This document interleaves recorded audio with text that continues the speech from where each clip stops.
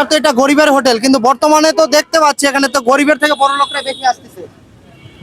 এটি তাই আমনে করলে যা দোস্ত আমার না, আপনারা প্রচার করেন বেশি আইয়ে বেশি, আর আমি করতাম এখন ডেলি আইয়ে 10,000 মানুষ, আমি ভাগ করি 1500। মানে আমি কুই দিয়া কানলে অত বেশি হইব না, আর এরম বেশি করুন না। আমি অনেক হারি 14 জন লেয়া হুরা 10 বাজে আসুন লোকেরা চালাইতে, কয়দিন হরে তো এটা থাকবো না, তার মানে এটা আমার বোকামি, আমি বুঝি তো কিছুটা। আচ্ছা মিজান ভাই, আপনার পিছনে যে ভাইটি দাঁড়িয়ে আছে, আমরা কিন্তু অনেকক্ষণ থেকেই খেয়াল করেছি, তিনি কিন্তু আজকে অনেক খাটাখাটনি করছে আপনার এখানে। সকালে একবারে যাত্রাক্ষণে আইছে, যাত্রাক্ষণ আয় আমার লাগে গাড়াগাড়ি করে, একদিন একজনে আইয়ে। আচ্ছা, সে কি কোনো পারিশ্রমিকের জন্য কাজ করে না এমনিতেই আসছে বলেন? শর্টে শর্টে ভাই আমি কোনো পারিশ্রম নিব না, আমি ছুটি নিয়ে আসছি, কালকেও আসছিলাম, শুক্র শনি বন্ধ ছিল। তো আমি নিয়োগ করছি আজকে সারাদিন মিজান ভাইয়ের সময় দিব, মিজান ভাইয়ের সাথে থাকবো, আর মিজান ভাইয়ের সাথে এক লগে লাঞ্চ করবো।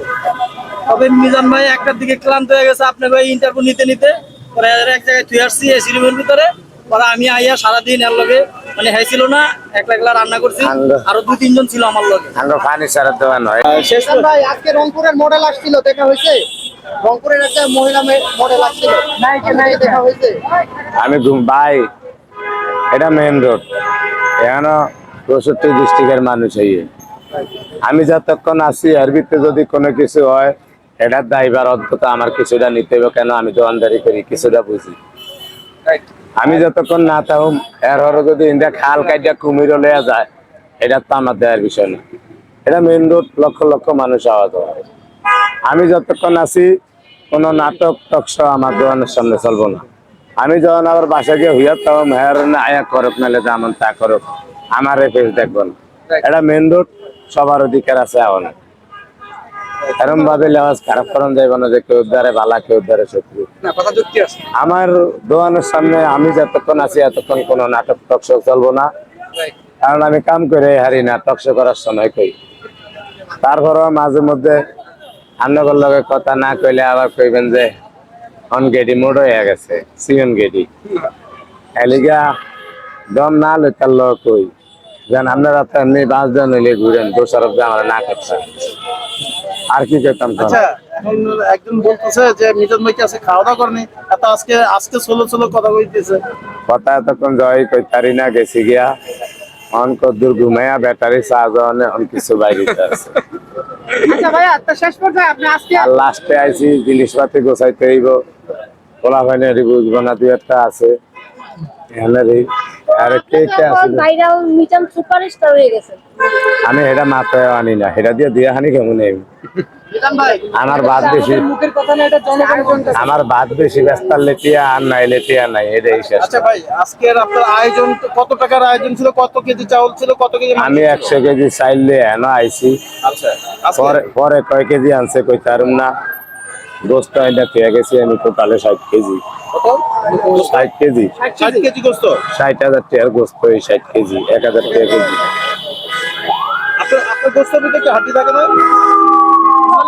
সলিড। আচ্ছা, এই যেই দোকান থেকে ওখান থেকে টাকা দিয়ে নেন না? হ্যাঁ আমার দোস্ত, হ্যাঁ আপনি বাহি আনি আমি বেচতে টাকা দিই। মানে আনাম গরু হ্যাঁ দিয়ে দিতে রাজি আছে। হ্যাঁ আর সারা 30 টাকা কেজি গোস্ত কিনা খাইছি 90-তে। আরে বাপ, আমার লগে আসছিল, আমার তো তরকারি মরকারি নিতে হয়, গোস্ত দেওয়ার কাম করতো, মানে আল্লাহ দিলে নিজে মালিক। ভাইয়া কিছু মনে না করলে একটা কথা বলতাম, যে আপনি এই যে বেচা কিনার ক্যাশটা কিভাবে বুঝে নেবেন, যে কত টাকা খরচা হইলো? কিন্তু অনেকজন মিলে দেখাশোনা করছে। কিভাবে এটা নেবেন আমাদের একটু বলেন। ওগুলো তো অবশ্যই বিশ্বস্ত লোক দিছে। এন যদি আমার 5,000 লস হয় দুঃখ নেই, দুঃখ নাই। এখন কি আপনি গরু চালাবেন না মুরগিও দিবেন এর পাশে? গরু নিয়ে এই তো গরু হারি না, মুরগা করতে অনেক ঝামেলা, বাজন লাগে, 3 বার করে চুলে উঠান লাগে, আর এটা একবারই শেষ। মুরগি আর ডিম 3 বার উঠাইতে হয়েছিল, আর এটা একবারই শেষ। ভাই আজকে অনেকে আপনার মিস করছে, এই যে মিস করছে আপনার জন্য এই হোটেলে চলে, আপনারই সবাই মিস করছে, অনেকে ফেরত গেছে, এমনকি যারা ইউটিউবার আছে, সাংবাদিক আছে, তারাও ফেরত গেছে। এইভাবে যদি ফাঁকা ফাঁকা আসে তখন তো আমি আবার কাল মরে গেলে কি আরবেন? মরে গেলে তো সেটা অন্য বিষয়, কিন্তু আপনার থাকা অবস্থায় ওই যে বলবো যে ভাইরাল মিজানের গেড়ি মোটা হয়ে গেছে, আমি একটা কথা বলি, আমি এখনো গেছি গিয়া ফার্নিচারের দোকানে হইয়া আসছিলাম, অন্তত 2-4 জন লোকে দেখছে, হয়তো ফোকাস করে না, জ্বালাইবে দেখতে গিয়ে দূরে কোনানো যায় না, মাত্র 15 হাত পার আগে, বেশি না। ওটার ভিতরে এসি আছে ফার্নিচারের দোকান, আমিও এটার ভিতরে কাম করছিলাম কোনো এক সময়। আমি গেছি আর হেনারা আমারে বলে যে এই ম্যানেজারের ভাইয়েরা বলে যে আপনি এনে হিয়া থাকেন আরামসে 3 সিটারের উপরে সোফার উপরে। তো হিয়া ছিলাম, মানে বাসায় গেছি 10 মিনিটের ভিতরে গোসল করে খায়া দেয়। আপনারা অনেকক্ষণ ধরে ঘুরতে আসেন সকালের থেকে, না গেলে আর রান্না করে বিদায় হইবেন না, আরো খারাপ দেয় লিগে আইসি। মানে আইসি আর অনেক উপরে উঠতে দেন না, নিচেই খায় দিচ্ছি। ভাই ওই যে কিছুক্ষণ আগে কন্টেন্ট ক্রিয়েটর বিডি ইমরান এখানে আসছে, চাকরি করবো কইছে। খাবার খাইছে এবং আপনারা বলছে যদি আপনি বড় কোনো রেস্টুরেন্ট যান সেক্ষেত্রে আপনার 2 লক্ষ টাকা দিবেন। আপনি বড় কোনো রেস্টুরেন্ট কিনা আমার সংসদ ভবন দিলেও নিব না।